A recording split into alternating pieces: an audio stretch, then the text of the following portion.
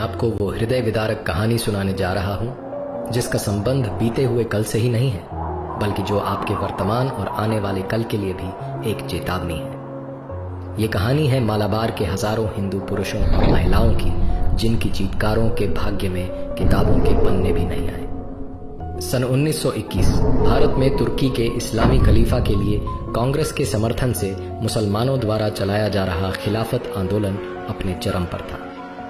मुसलमान दुनिया भर में इस्लामिक सत्ता अर्थात खिलाफत स्थापित करने के सपने को साकार करने के लिए पूरी तरह तत्पर थे। जहां एक ओर खिलाफत सभाओं में काफिरों को खत्म करने के लिए जिहाद के नारे लग रहे थे, वहीं दूसरी ओर मोहनदास गांधी के नेतृत्व में कांग्रेस हिंदुओं से हिंदू मुस्लिम एकता के नारे लगवा रही थी। इतना ही नहीं, मोहनदास गांधी और कांग्रेस हिंदुओं को इस्लामिक खिलाफत आंदोलन के लिए धन देने तक के लिए कह रहे थे।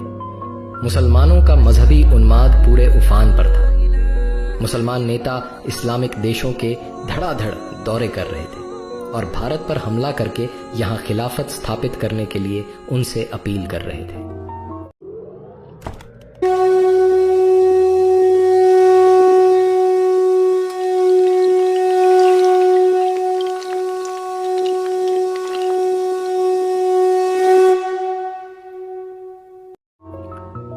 जब स्वामी श्रद्धानंद जैसे समझदार हिंदू नेताओं ने खिलाफत सभाओं में काफिरों के विरुद्ध जिहाद के नारों की बात उठाई, तो मोहनदास गांधी ने मुस्कुराकर कहा कि मुसलमान तो ब्रिटिश नौकरशाही के खिलाफ हैं।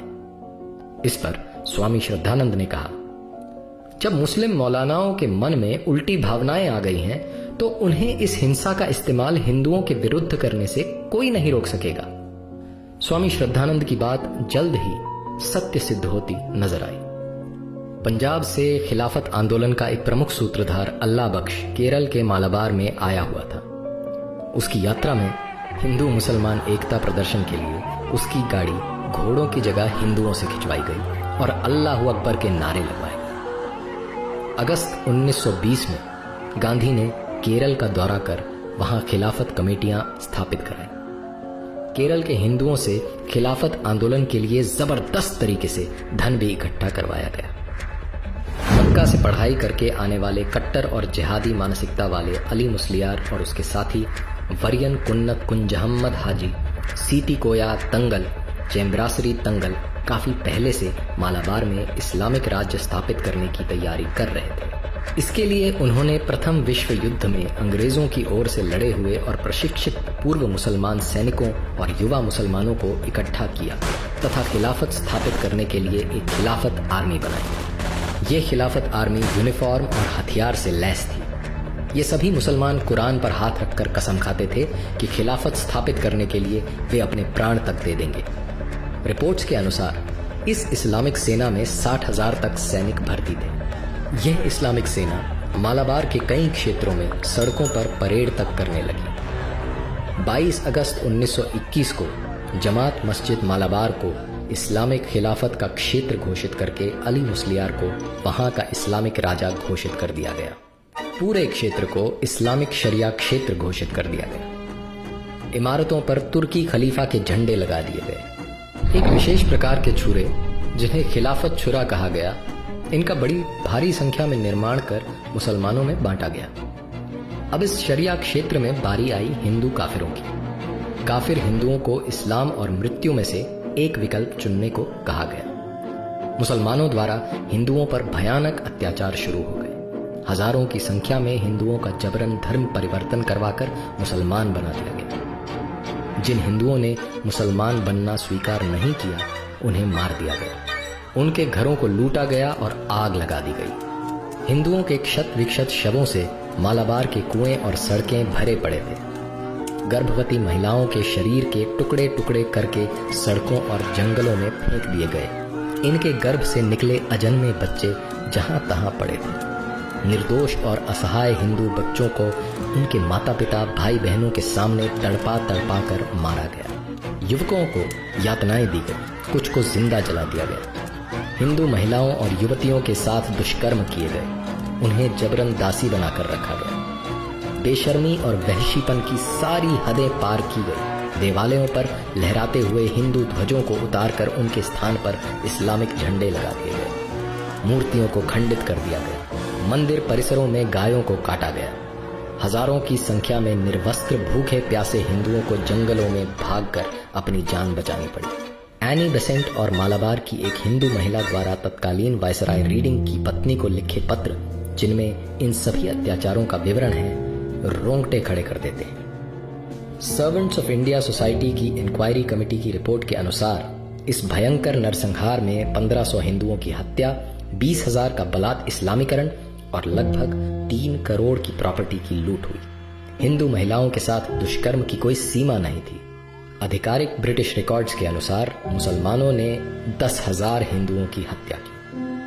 शांति और अहिंसा का पाठ पढ़ाने वाले और खिलाफत आंदोलन के अध्यक्ष मोहनदास गांधी का हवाला देकर जब हिंदुओं ने मुसलमानों से हिंसा रोकने की गुहार लगाई तो उन्होंने कहा, गांधी, वो तो एक काफिर है, वो हमारा नेता कैसे हो सकता है। जब मालाबार के हिंदुओं के इस भीषण हत्याकांड की खबरें पूरे देश में फैलने लगी तो आरंभ में गांधी और कांग्रेस इससे मुकरते रहे, लेकिन जब छुपाना मुश्किल हो गया तो कांग्रेस सभा में हिंदुओं के इस नरसंहार पर केवल एक निंदा प्रस्ताव रखा गया। निंदा प्रस्ताव मात्र पर तथाकथित राष्ट्रवादी मुसलमान नेता खुलकर और पूरी आक्रामकता के साथ अपने मजहबी रंग में आ गए। मौलाना फकीर, मौलाना हसरत मोहानी और दूसरे मौलानाओं ने निंदा प्रस्ताव का विरोध किया। गांधी और कांग्रेस इन खिलाफती नेताओं के सामने पूरी तरह नतमस्तक थी। जिसने भी हिंदुओं का पक्ष रखा और सही सही स्थिति बताई, उसे देश का शत्रु और हिंदू मुस्लिम एकता में बाधक कहा गया। मोहनदास गांधी ने तो इस हत्याकांड के लिए हिंदुओं को ही आरोपी बता दिया। 26 जनवरी 1922 के यंग इंडिया के अपने लेख में गांधी ने लिखा, मोपला दंगों के लिए हिंदू ही आरोपी है। हिंदुओं ने मुसलमानों का ध्यान नहीं रखा, उन्हें अपना मित्र नहीं माना। अब मुसलमानों पर क्रोध करने का कोई लाभ नहीं। इतना ही नहीं, गांधी ने मुसलमानों की हिंसा को सही बताते हुए बोला, वे मोपला मुसलमान अल्लाह को मानने वाले बहादुर लोग हैं जो अपने मजहब के लिए लड़ रहे हैं और उनकी लड़ाई का तरीका उनके मजहब के अनुसार मान्य है। स्पष्टतः खिलाफती नेताओं का स्वराज से मतलब इस्लामिक खिलाफत स्थापित करना और एकता से मतलब सभी काफिरों का मुसलमान हो जाने से था। लगभग 5 महीने तक मालाबार के मल्लपुरम, मांजेरी, पांडिकोड और तिरूर जैसे क्षेत्रों में इस्लामिक राज कायम रहा और काफिर हिंदू और उनकी महिलाओं पर अकथनीय अत्याचार किए गए। क्योंकि मालाबार के मुसलमानों को मोपला मुसलमान भी कहा जाता है, इसलिए इस नरसंहार को मोपला हत्याकांड, मोपला दंगा इत्यादि नामों से भी जाना जाता है। वामपंथी और कांग्रेसी इतिहासकारों ने मुसलमानों द्वारा हिंदुओं के इस नरसंहार को गरीब किसानों द्वारा ब्रिटिश प्रशासन और अमीर जमींदारों के विरुद्ध विद्रोह में बदल दिया है। सत्ता द्वारा संरक्षित इन वामपंथी इतिहासकारों ने भारत के एक भाग में इस्लामिक क्षेत्र स्थापित करने और वहां काफिर हिंदुओं के नरसंहार को स्वराज्य स्थापित करने वाला स्वतंत्रता आंदोलन सिद्ध कर दिया है। लेकिन असली इतिहास तो उन हजारों हिंदुओं और महिलाओं के खून और चीत्कारों से लिखा है जो इस्लामिक क्रूरता और नेताओं की तुष्टीकरण की राजनीति की भेंट चढ़ गए।